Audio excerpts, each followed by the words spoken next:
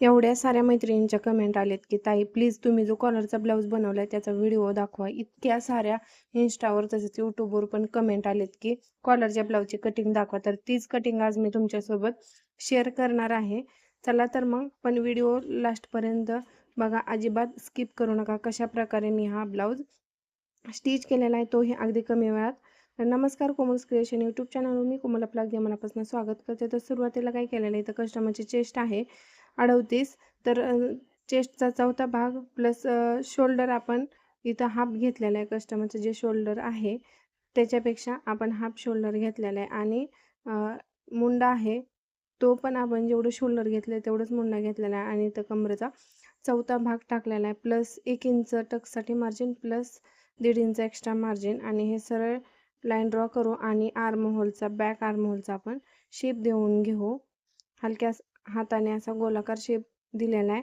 आणि नंतर काय करायचं आहे, आता गळा रुंदी जर तुमचं शोल्डर 17 असेल तर गळा रुंदी ही 3 घ्यायची आणि 15 किंवा 15.5 असेल तर 2.25 गळा रुंदी घ्यायची. इथं मी 3.25 घेतलेलं आहे कारण शोल्डर जास्त आहे कस्टमरचं त्यामुळे.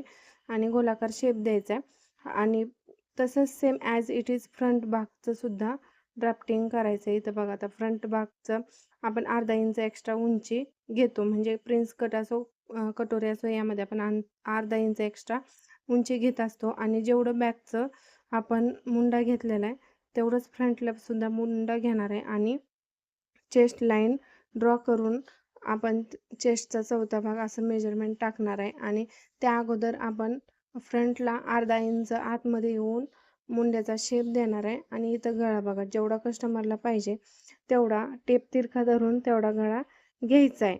म्हणजे कॉलर असो किंवा काय असो तर तेवढा गळा घ्यायचा आहे आणि वरती 3.5 इंचावरती कॉलरसाठी वेगळा गोलाकार शेप द्यायचा आहे.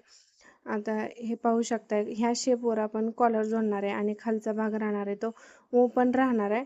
म्हणजे खाली 7 इंचापासून खाली आपल्याला हुक्स बनवायचे तसं ड्राफ्ट केलेलं आहे. आणि मधलं जे अंतर आहे 38 साईज आहे त्यामुळं मी इथं 4.5 इंचाचं मधलं माप घेते आणि खाली कमरेचा चौथा भाग घेतलेला आहे आणि 3 इंचाचा आपण पप क्रिएट केलेला आहे आणि 1.5 इंच एक्स्ट्रा मार्जिन घेऊन सरळ लाईन ड्रॉ केलेली आहे. आणि आता इथं तुम्ही पाहू शकताय 3 इंचाचं मी इथं पपसाठी मार्क केलेला आहे. आणि मुंड्याचा शेप आता बोटनेक असेल तर मुंड्याचा शेप द्यायचा प्रॉब्लेम येतो, कसा द्यायचा हे कळत नाही प्रिन्स कटवर.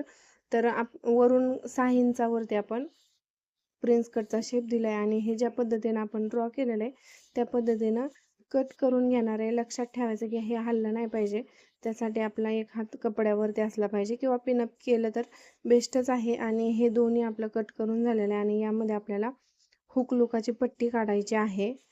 तर तुम्ही पाहू शकता इथं हुक लुकाच्या पट्ट्या आरामात निघतात आणि खाली बॉटम पट्टीसुद्धा यामध्ये निघणार आहे. आणि आता बाहीचं कटिंग करणार आहे आपण. हे बघा, बाही कस्टमरची 11 आहे तर आपण तेवढीच बाही घेणार आहे आणि प्लस त्यामध्ये अर्धा इंच एक्स्ट्रा स्टिचिंगसाठी घेणार आहे. आणि ह्या शेपरने मी बाहीचा शेप देणार आहे कारण खूप लोड आहे त्यामुळं पटपट उरकायचं आहे, त्यामुळं सध्या शेपरचे मी जास्त यूज करते. आणि 1.5 इंच एक्स्ट्रा मार्जिन घेऊन आता इकडं खाली जे शिल्लक राहते तिथं आपण कापड अटॅच करणार आहे, म्हणजे प्रॉपर स्लीवचा शेप पण होतोय आणि स्लीव जोडाय पण तयार होते. तर आता हा बघा, बॅकला आपल्याला हा बरोबर मध्यवर आणायचा, तसेच त्याच प्रकारे घडी घालायची आणि त्यावरच नंतर बॅकचा पार्ट ठेवायचा आहे आणि ते आहे असं कट करून घ्यायचं आहे. आणि बाह्यांचं पण तुम्ही पाहू शकताय, बाहीचं सुद्धा बरोबर आपलं मध्यावर आलं पाहिजे त्या पद्धतीने करणार आहे. आणि हे सगळे पार्ट व्यवस्थित असे मांडून ठेवायचे, व्यवस्थित ॲडजस्ट करून ठेवायचे. आता बाहीला बघा एका साईडला कमी पडतंय तर तो जॉईंट द्यायचं आहे आपल्याला, थोडंसं कमी पडणार इकडच्या साईडला तर तिथं जॉईंट देणार आहे. आणि हे हळूहळू कट करून घ्यायचं आहे ॲज इट इज. आणि आता याचा तुम्ही शिवल्यानंतर फायनल लुक पाहणार आहे. ठीक आहे, तर व्हिडिओ कसा वाटला कमेंटमध्ये सांगायला विसरू नका. आवडला असेल तर लाईक शेअर नक्की करा, नवीन असेल तर सबस्क्राईब करा. आणि ब्लाऊजचा फायनल लुक तुम्ही पाहू शकताय किती छान झालं, किती क्लासी दिसतोय. बरोबर मध्यावरती हा भाग आपण आणलेला आहे. व्हिडिओ आवडला असेल तर लाईक करा. चलो बाय.